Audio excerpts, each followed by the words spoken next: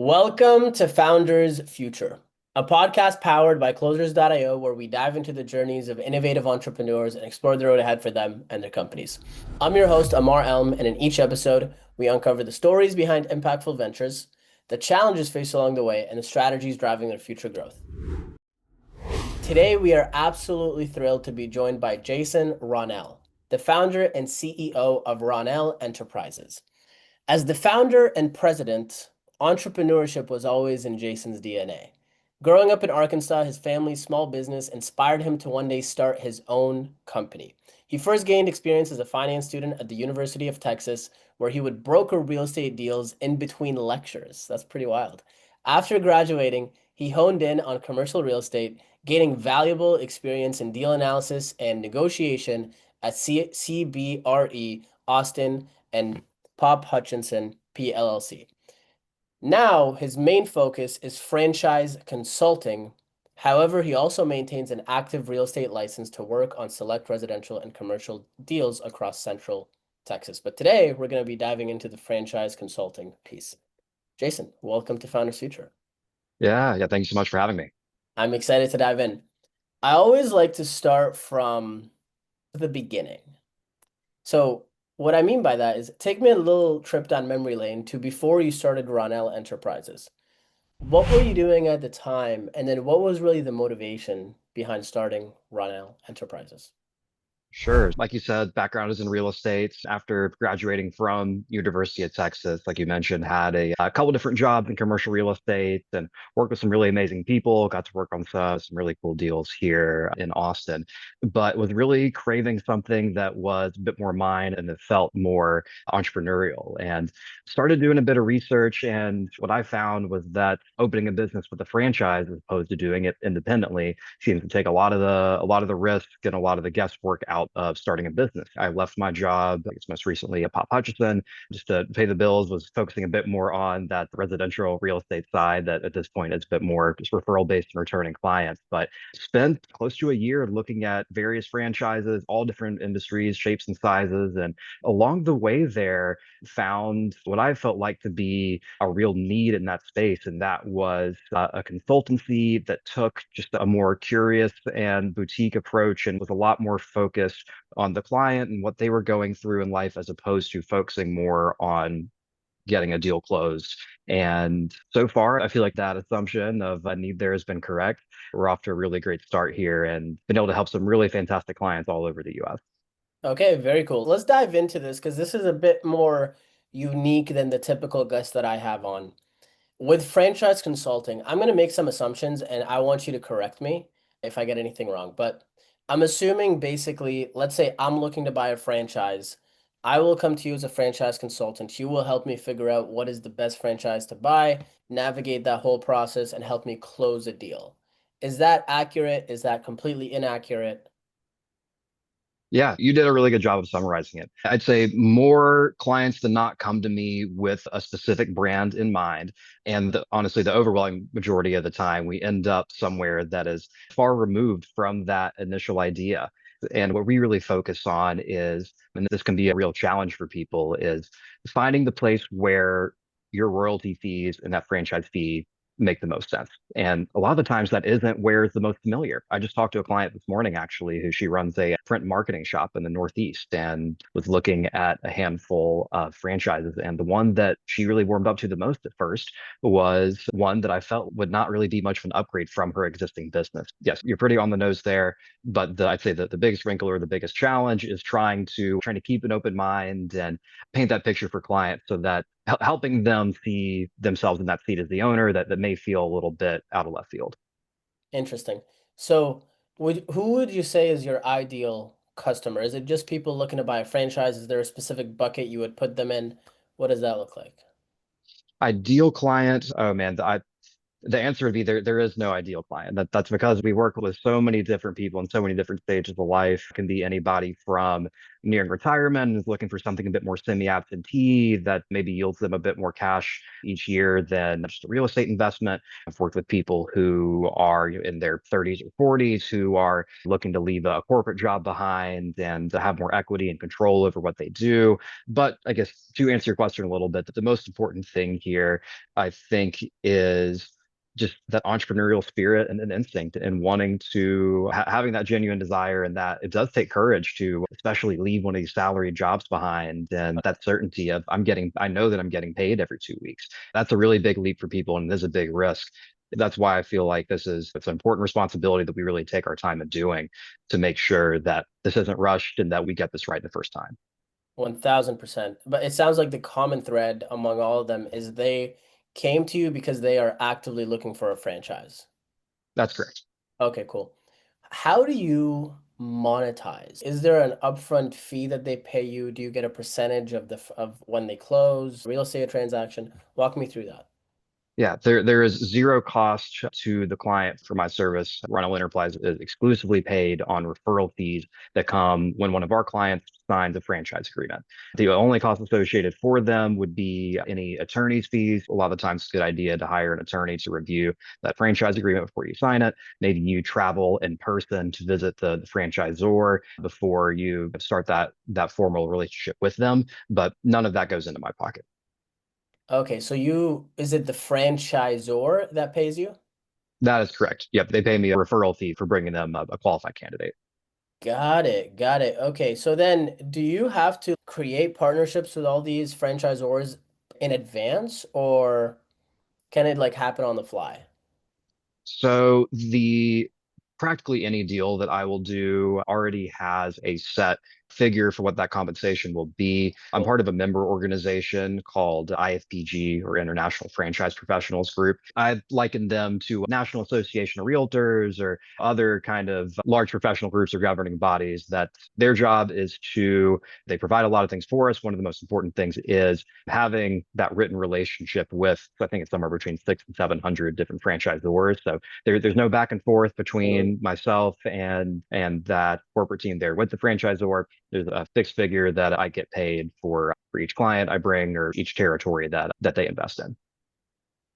Why did you switch from real estate to this?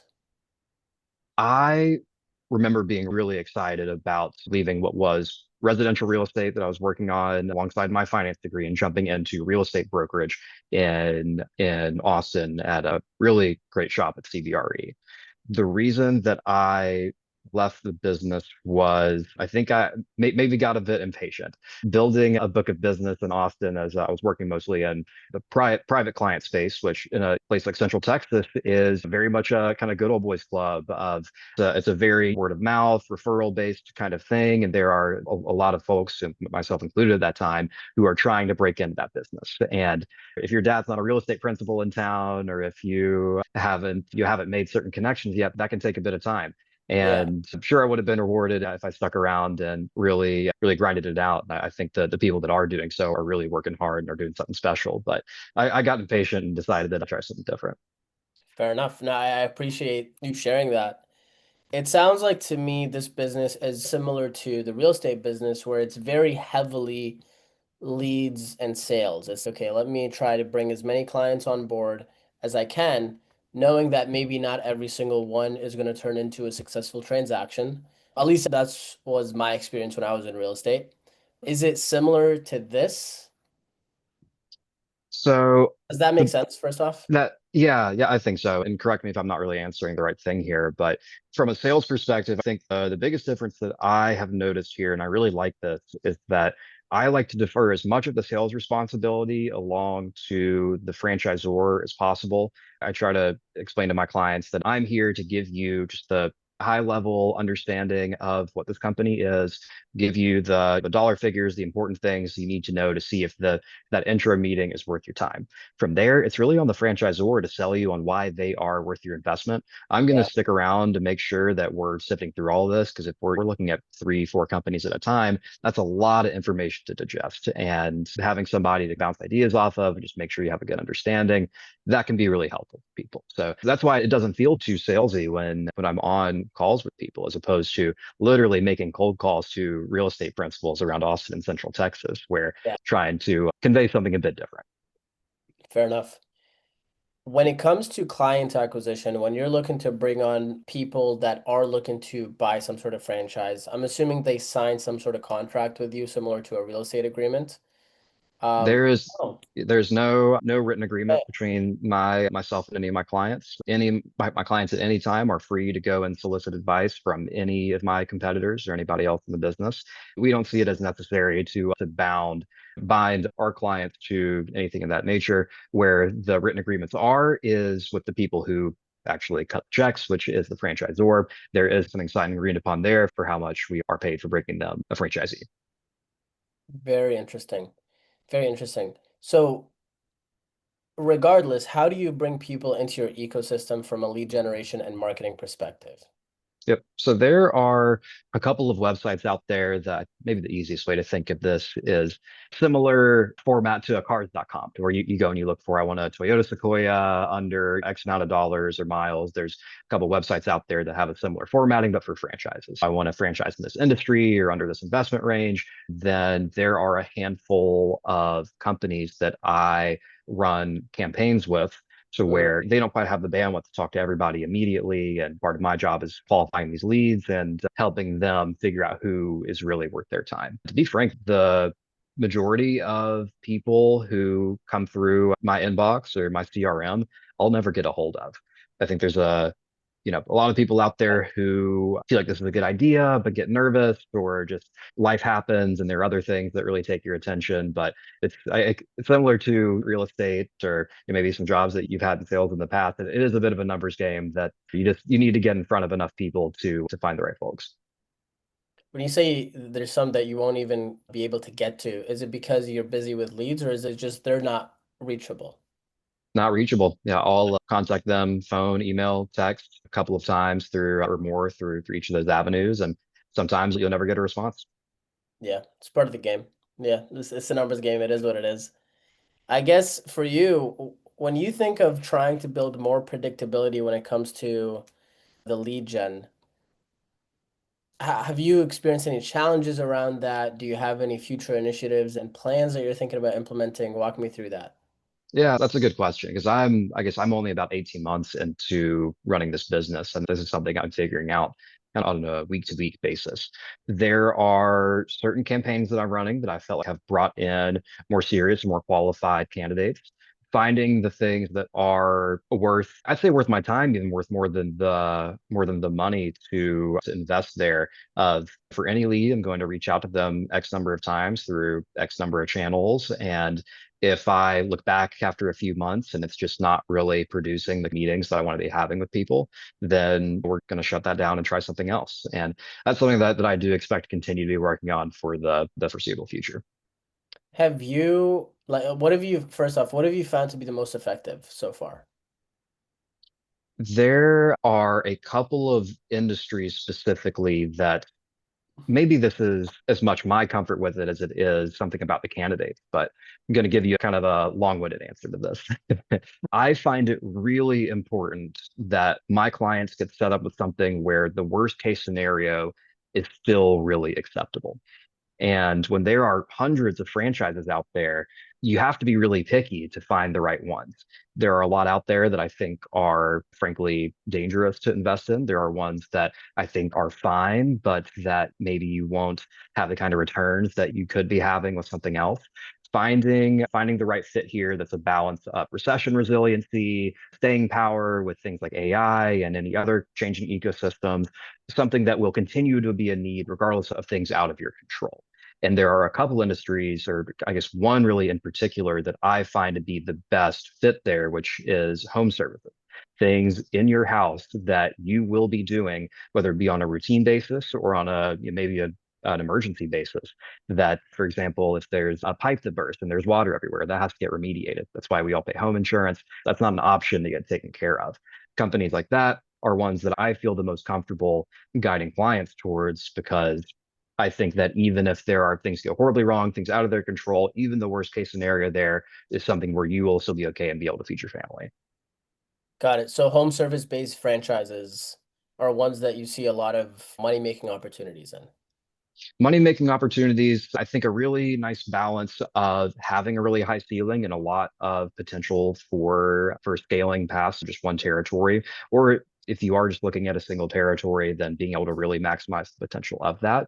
But one's also where you don't see a gigantic spread between the top performers and the lower end folks in that franchise. One thing that I really like to look at is the gap between the average and the median. You'll see this in their disclosures, that if that average is too far above, that of course means that your high outliers are really doing the heavy lifting there. And that number may not be a really good representation of what the true middle of the road is for that franchise, versus Yeah, when, of course, those things are closer together, there's a little more consistency. interesting. Walk me through, and I'm super curious your perspective on this because I've had other franchise consultants on, now that I think about it, a while ago. And some of them, what they'll do is they'll have a program, so to speak, where somebody will pay up front and a couple $1,000. It's like high ticket. And from there, they will take them through a structured approach to finding their perfect franchise. And maybe they'll have some sort of promise of the first 6 months, in the first 12 months, you'll be able to get this many appointments, but they would do that way. They're making money up front, but they can also make money on the back end. I'm curious if that's something that you've ever thought about implementing. Not something that I've considered. The vast majority of consultants in this space are not charging a fee. And my suspicion is that if I were to do that, there would be some people who would pay it, but I worry that would steer away some people who would otherwise be good candidates, who will say, I would rather work with somebody else, even if they're not doing as good of a job as you are, because I don't even know if I'm going to invest in a franchise for sure. And I'm not going to I sink see. this much money into it until I know for sure that this is something I'm going to do. Got it, got it. So some of your clients aren't like 100% certain that they're just like window shopping. I don't know that window shopping is always a I don't mean that in a good bad description. Oh no, I know it's and window shopping is okay. Everybody has to start somewhere, and I don't think way. that most people know for sure from the very beginning that they're going to do this. I mess Um, it up all the time. Yeah, yeah, and yeah, I'm sure you've seen this current and past past roles, that this is a really big decision for people. Maybe as much because of time as much as money, or more than the money that you're investing. You're leaving a career that you've spent a long time in behind. You're doing something that is there's no certainty in what you're doing, and asking people to pay you an upfront fee for something that you haven't really got the chance to demonstrate if it's even the right fit for them yet. Because sometimes we Yeah, will talk to people and they'll decide this money that you have saved is better spent doing something else, or maybe you're already running a business that this could help you grow that. And maybe if that doesn't work, we look at franchise ownership. But that's not something that I ask my clients on the front end. got it. If you had to give yourself a piece of advice, if you had to give the younger version of yourself a piece of advice, let's say you could travel back in time 18 months and tell yourself something that you didn't know then about this business now, given this time that you've put in, what do you think that advice would be? It's worth it. It's worth the time and money and effort. I think that was the big hangup was, and I think any business owner may feel this way. You have that kind of voice in your head of, is this the right move? Should I be doing this? Is this a good idea? That would be the message, is have that confidence, trust yourself. It's going to work out as long as you put that effort in that you're capable of. I love that. What's the best way for people to reach out to you to work with you? My website, RonnelEnterprises.com, Ronell spelled Ronnel. There's a form at the bottom of that page that you can put your contact info in. I can reach out to you from there. Awesome. Jason, thank you so much for your time. Yeah, thanks for having me. Anytime. So that wraps up another insightful episode of Founders Future. To our listeners, if you enjoyed this episode, don't forget to reach out to Jason at RonnelEnterprises.com. We'll have it linked around here, so it'll be pretty easy to find. And don't forget to subscribe to Founders Future wherever you listen to your favorite podcasts. And if you are a business owner, specifically a coach, consultant, or an agency, and you're really looking to scale and you want to learn the blueprint that took us from $0 to $30 million in 26 months, visit closers.io to discover how we can support your growth journey. Until then, keep on climbing.